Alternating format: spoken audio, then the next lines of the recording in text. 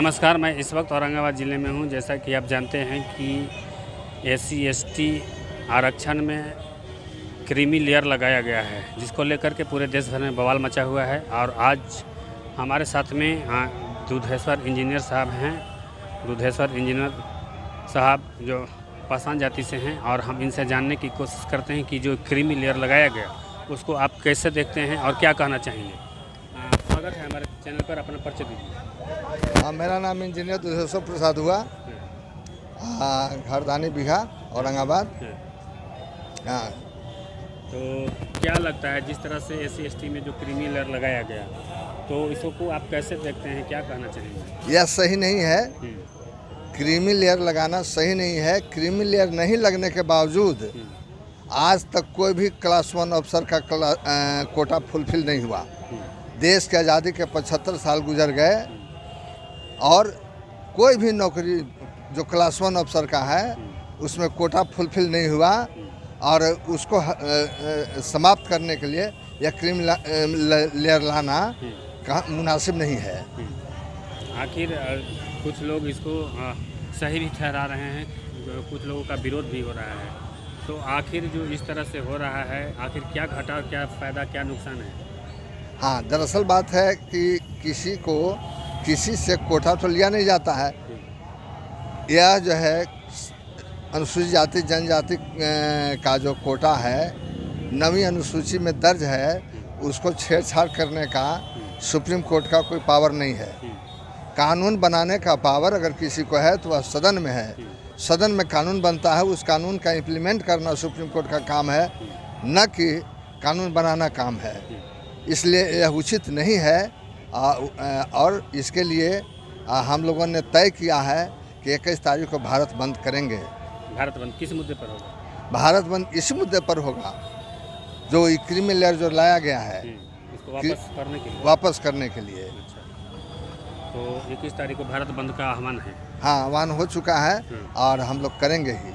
हाँ, क्या संदेश देना चाहेंगे आप लोगों को, जो जिस तरह से जो सुप्रीम कोर्ट में कानून बनाया जा रहा है। हाँ, तो क्या लगता है आपको। हाँ, इसमें सुप्रीम कोर्ट जो है आज तक अपना जो है कॉलेजियम सिस्टम को समाप्त नहीं किया। खानदानी दर खानदानी जो है रिजर्वेशन वहाँ ले रहे हैं।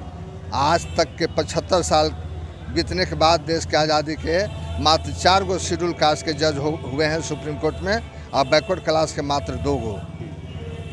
जबकि अंग्रेज़ के ज़माने में कहा गया था कि इन ब्राह्मणों को जज में इसलिए नहीं रखा जा सकता है क्योंकि इनको न्यायिक चरित्र नहीं है।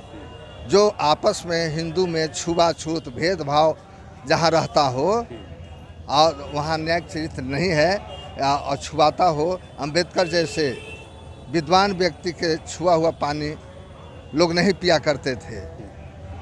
तो इसलिए वहाँ पर लाया गया था कि अछूत वर्ग के लोगों को अलग से सीट दिया गया था। लेकिन बाद में गांधी जी इस विस्तार को अधिक सीट दे करके उन्होंने एक साथ मिलाने का काम किया। लेकिन जो सोचे थे गांधी जी, वह आज तक नहीं हुआ। क्योंकि जो भी सीट था उसको 10 वर्ष में फुलफिल करना था, हर सीट को। लेकिन वह 10 वर्ष में नहीं हुआ। समय के आधार पर सरकार जो है 10 वर्ष बढ़ाते गई, और देश की आज़ादी के 75 साल गुजर गया। आज तक देश का प्रधानमंत्री शेड्यूल कास्ट का कोई नहीं बना। यह शर्म की बात है, बड़ा ही दुखद बात है।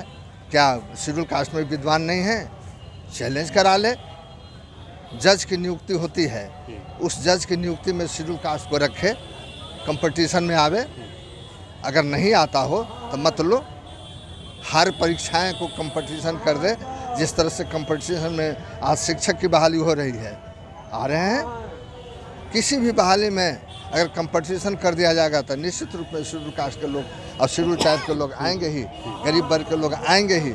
उसी प्रकार से सुप्रीम कोर्ट के जज की बहाली में कंपटीशन कर दे, कॉलेजियम सिस्टम को समाप्त करे, और निश्चित रूप से आएगा और फुलफिल होगा। नियत लोगों के साफ नहीं है। इसलिए हम लोग जो है इस कोर्ट के डिसीजन के विरुद्ध में 21 तारीख को जो है भारत बंद करेंगे। चलिए, थे इंजीनियर दुधेश्वर पासवान जो ये बात रख रहे थे, जो जिस तरह से क्रीमी लेयर लगाया गया है SC/ST में। हमारे साथ में एक सज्जन हैं, हम इसमें परिचय लेंगे। पहले परिचय दीजिए सर। हाँ, मेरा नाम जितेंद्र सिंह है और मैं न्यू एरिया औरंगाबाद से हूँ। सर, जिस तरह से SC/ST में क्रीमी लेयर लगा दिया जा रहा है, OBC में पहले लगाया गया, उसके बाद SC/ST में लगाया गया, तो आखिर इसके पीछे क्या षड्यंत्र है, क्या सोच है जो इस तरह से किया जा रहा है, क्या कहना चाहेंगे? ये तो गलत है, जो पहले से चल रहा था वही चलना चाहिए।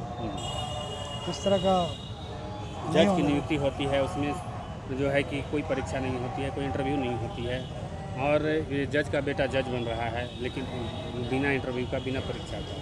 यही क्या कहेंगे इस पर रोक लगना चाहिए। रोक लगना चाहिए। चलिए, बहुत बहुत धन्यवाद। हमारे साथ जुड़े रहें ऐसे खबरों के लिए। धन्यवाद।